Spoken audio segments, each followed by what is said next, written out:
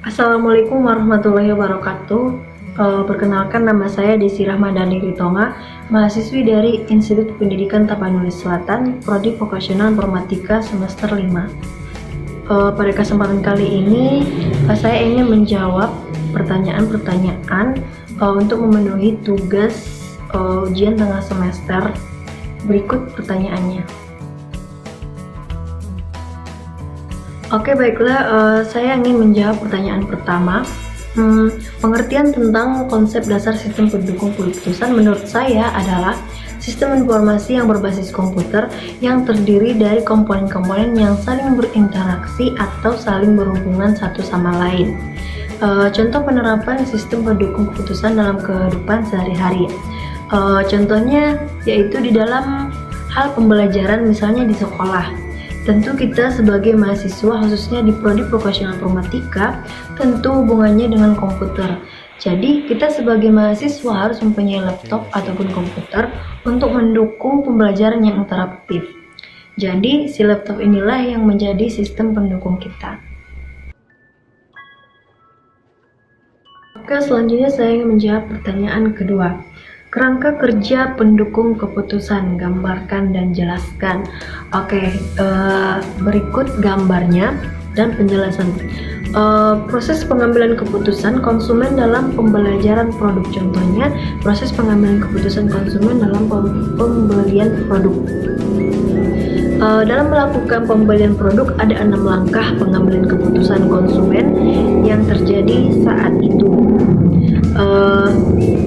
Langkah yang pertama adalah pengenalan kebutuhan, kedua pencarian informasi, yang ketiga evaluasi alternatif, keempat keyakinan dan sikap, kelima model harapan nilai, yang terakhir proses keputusan pembelian. Oke, yang pertama pengambilan keputusan konsumen berawal ketika pembeli mengenali masalah atau kebutuhan tersebut dapat tercetuskan oleh rangsangan internal atau eksternal. Dalam kasus pertama, salah satu kebutuhan umum seseorang lapar, haus, dan sebagainya. Dalam kasus kedua, para pemasar perlu mengidentifikasi keadaan yang memicu kebutuhan tertentu dengan mengumpulkan informasi dari sejumlah konsumen. Penjelasan yang kedua, pencarian informasi yang menjadi sumber-sumber informasi utama yang menjadi acuan konsumen dan berpengaruh relatif tiap sumber tersebut terhadap keputusan pembelian selanjutnya. Baik, saya akan menjawab pertanyaan yang ketiga. Pengaruh komponen DSS dalam membentuk suatu sistem pendukung keputusan. Oke, terdapat 3 komponen dalam DSS meliputi yang pertama, Database Management System atau DBMS, merupakan bank data untuk DSS yang mampu menyimpan kuantitas data yang besar dan relevan dengan tingkat permasalahan yang sudah terdesain dalam DSS. Yang kedua, model manajemen adalah untuk mentransformasikan data dari DBMS menjadi informasi yang berguna untuk pengambilan keputusan. Yang ketiga, communication atau dialog subsystem adalah produk utama dari interaksi dengan DSS adalah pengetahuan. Yang keempat, knowledge management adalah kumpulan perangkat teknik dan strategi untuk mempertahankan, menganalisis, mengorganisasi, meningkatkan pengalaman.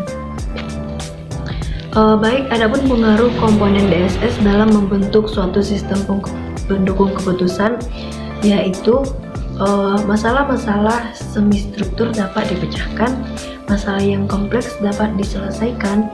Untuk masalah yang berulang, DSS dapat memberi keputusan yang lebih efektif.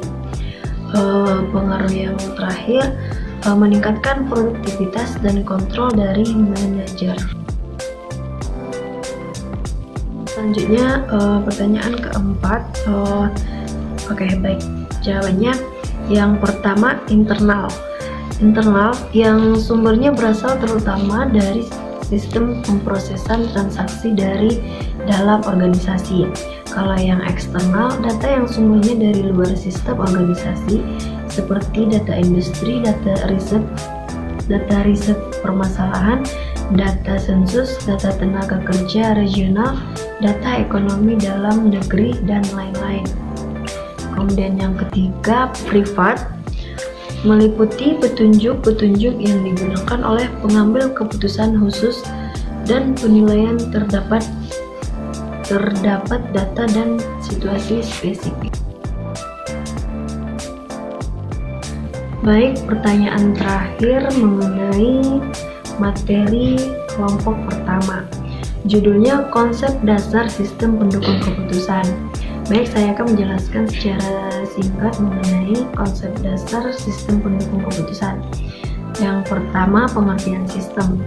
Sistem merupakan sekumpulan elemen suatu unsur yang saling berhubungan satu sama lain untuk mencapai tujuan yang diharapkan.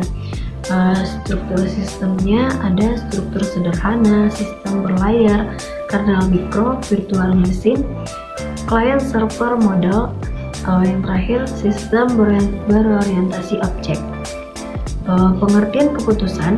Pengambilan keputusan adalah sebagai pemilihan yang didasarkan kriteria tertentu atas dua atau lebih alternatif. Baik, mungkin hanya itu yang dapat saya simpulkan dari jawaban-jawaban tersebut. Apabila ada kata yang salah ataupun jawabannya kurang memuaskan, saya mohon maaf. Saya akhiri dengan Assalamualaikum warahmatullahi wabarakatuh.